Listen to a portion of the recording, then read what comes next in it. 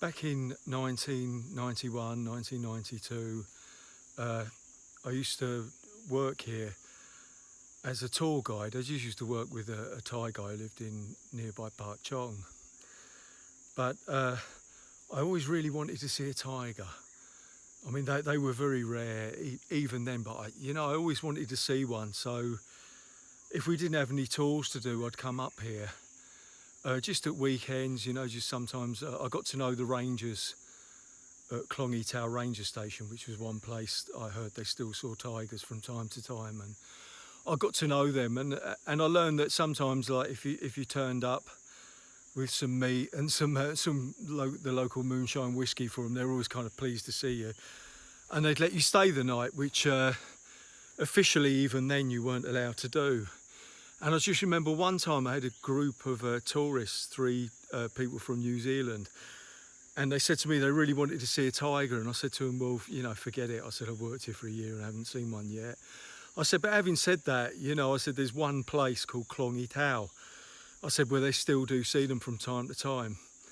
I said, but in order to have any kind of chance, we'd have to spend the night there, because if you're going to see a tiger, the chances are it's going to be early in the morning or late in the evening. I said, look, I've got an idea. I said, let's go to the market. So we went to the market in Pak Chong. We got some chicken, some meat for them. We got some, most important, the Lao Khao, the local whiskey. And I timed it deliberately so that we got there about 4:30 p.m. We arrived. We hiked through the jungle for an hour or two. And then we got to Klong Yi Tau. And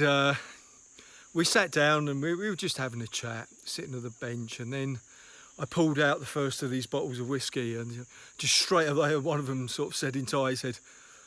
well, he goes, it's getting late now, it'll be dark soon, you don't have to go anywhere, stay here. So anyway, we drank all that evening, we got totally obliterated, and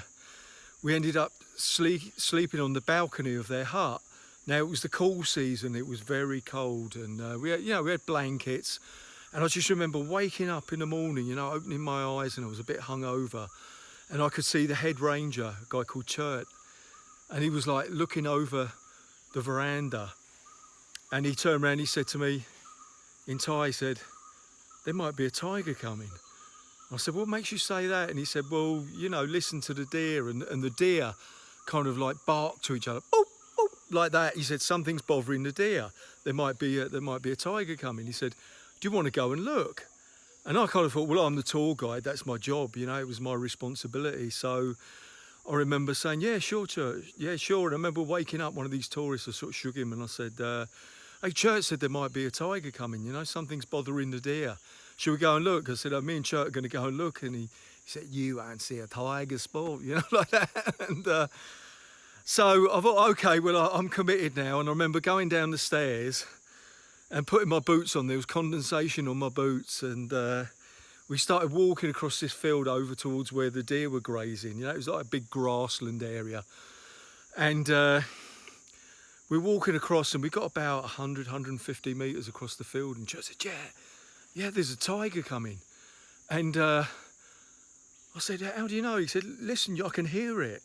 And I listened, I could hear the deer barking to each other, but I couldn't hear the tiger. I was looking for the wrong kind of noise. I thought it would be like a roaring sound or something. He said, no, listen. And I don't know, after about a minute I kind of tuned into the sound. It was just sort of like a oh, like that. It was like every now and then, oh, it was just like that. And then all of a sudden he goes, yeah, there it is, see it. And I'm looking where he's pointed and I can't see it. And he said, look. And I'm thinking, oh my God, I've waited all this time to see a tiger and I've missed it. And anyway, eventually I spotted it. It was, I guess at that time, it was probably about 150, 200 metres off. And there was a point where it was walking in the long grass near the tree line, but there was a point which it became silhouetted against a kind of shrub. So I saw it. It was a big tiger, and what would you know? I had my camera with me, and so I started firing off pictures. And the first frames were kind of spoiled because it was the cold season, so there was a bit of mist, and because of the temperature change, the camera had come out of my bag. The lens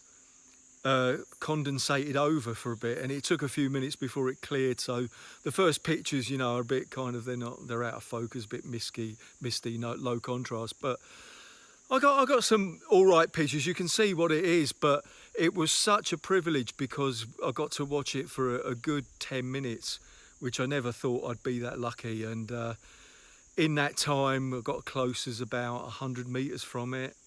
And I think my clearest memory are two. One is at one point it just looked straight at me, and then it just looked the other way. It just wasn't interested. The other one was the deer that were alert weren't actually running off, you know, because you could just tell the tiger wasn't hunting. If it was hunting, we wouldn't have seen it. And they were alert, and they were just kind of standing up tall, stretching their necks out. And one deer was actually following the tiger about 15, 20 yards behind the tiger. It would stretch his neck up and then bark to the others and let it know where it was, you know. And yeah, watched it for about 10 minutes. You know, these were the days of film. I don't know, you know, I think I've probably got about 10 usable frames from it, 3 or 4 of which are sort of half decent. And then I just remember, like, it disappeared out of sight behind a hillock, so we went back to the hut. And by this time, some of the Kiwi tourists were kind of up, and they could tell by the look on their faces. You know, when I arrived, they said, "You saw a tiger, didn't you?" And I said, "Yeah." And they were so pissed off. So I used to take slides in them days, so I got some inter-negatives made, and I got some prints made up, and I gave them to them. But they knew they'd blown their chance, you know.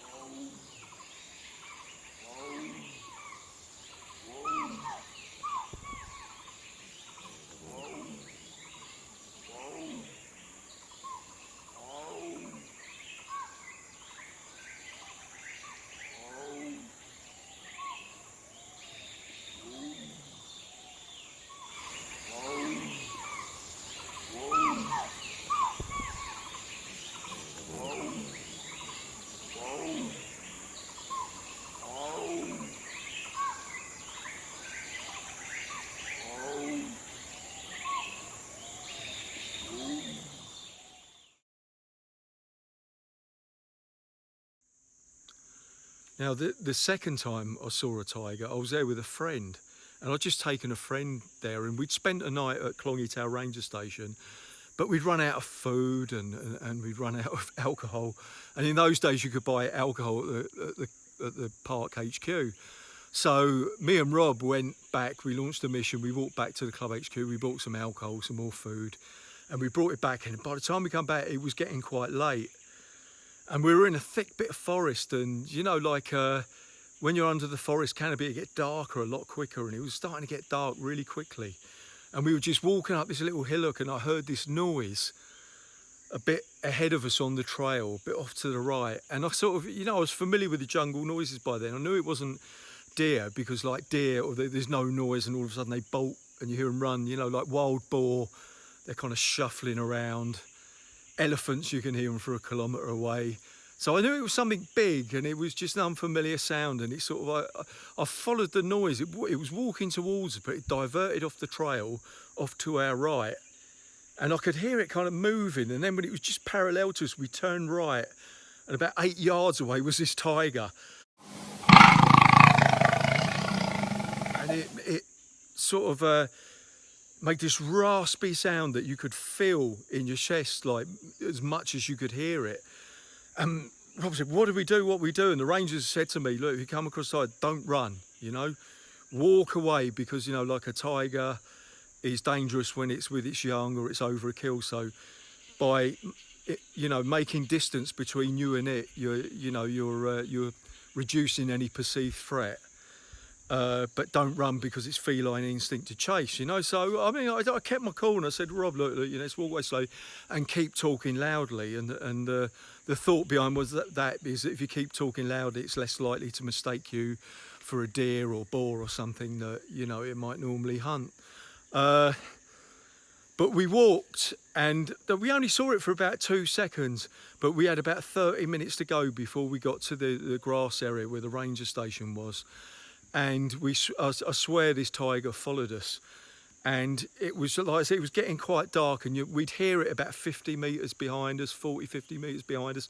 Never saw it, but you could hear, the leaves going and the branches cracking. And we got back to the ranger station, and we sat down and we told them the story, and the ranger said, oh yeah, the tigers like using that trail. And Rob said to me that his hair literally stood on end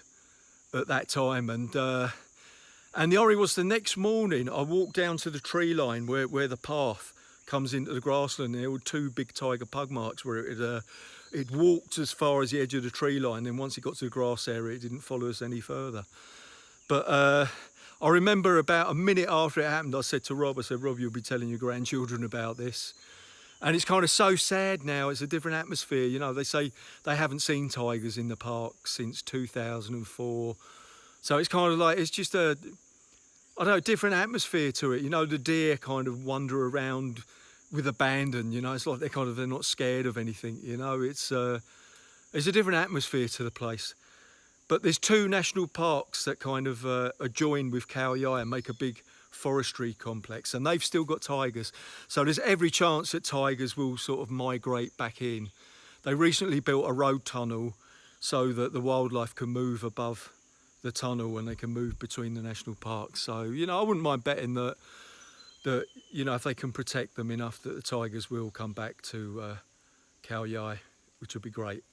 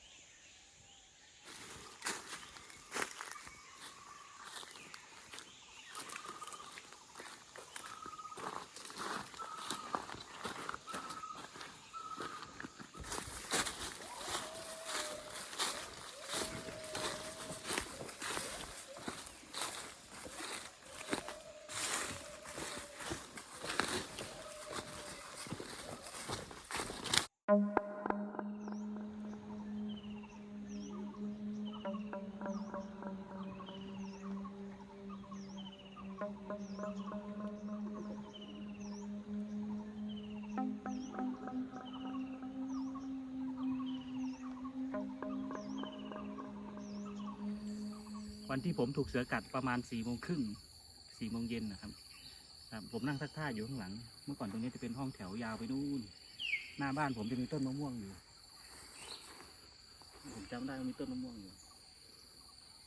ทีนี้ผมนั่งซักผ้าอยู่แล้วทีนี้เสือมันมาข้างหลังมันกระโจนออกมาจากในป่าผมได้ยินเสียงมันกระโจนออกมาผมก็หันไปดูเห็นเป็นเสือผมก็จะลุกขึ้นวิ่งหนีแต่ว่าจังหวะที่ผมจะลุกขึ้นวิ่งหนีมันตบที่ไหล่ซ้ายเลย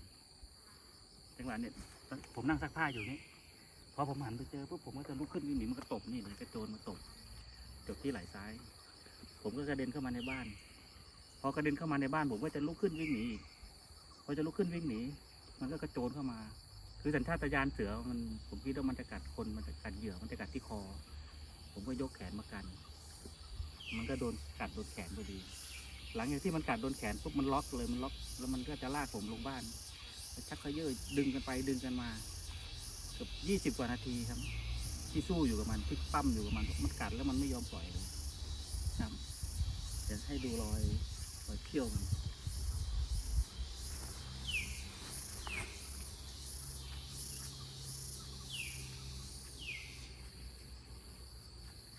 นี่คือรอยเขี้ยว